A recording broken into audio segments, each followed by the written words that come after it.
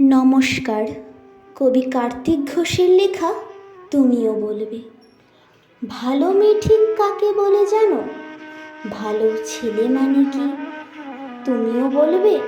সহজ প্রশ্ন, মাপকাঠি একটি। যে মেয়ে পেয়েছে অঙ্কে 100, যে ছেলে ভূগোলে সেরা, তারাই তো ভালো। সবাই বলছে হীরের টুকরো এরা। কাগজে তাদের ছবি ছাপা হয়, টিভিতে দেখায় মুখ। ওদের জন্য আমারও ভাই আনন্দে ভরে বুক। তবু কেন জানো তোমাকে বলছি, দেখে শুনে পাই ভয়। শুধু এত এত নম্বর পেলে ভালো ছেলে মেয়ে হয়? আচ্ছা ধরো না, যে মেয়ে পেয়েছে অঙ্কে অনেক কম, ওর গান শুনে মুগ্ধ সবাই, হাততালি হরদম। ওই যে ছেলেটা এবারেও পাশ করে গেছে টেনে টুনে।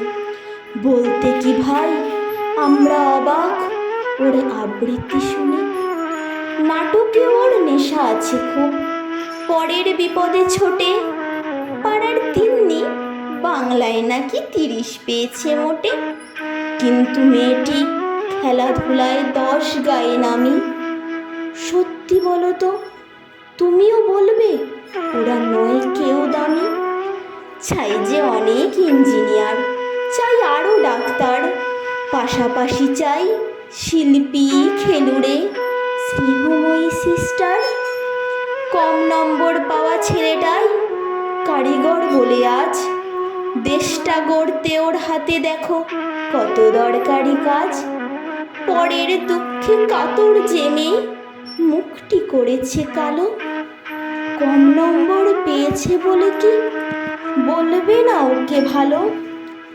অভাবের টানে কলেজে পড়েনি, ছোট্ট দরমার বাড়ি, তবু ছেলেটা বাবা মাকে দেখে, ভাড়াতে চালায় গাড়ি। তাই বলছি কি, নম্বরে হয় নাকি মাপকাঠি? ভালো ছেলে মেয়ে বলতে কি ভাই, মানুষ চাইছি খাঁটি। নমস্কার।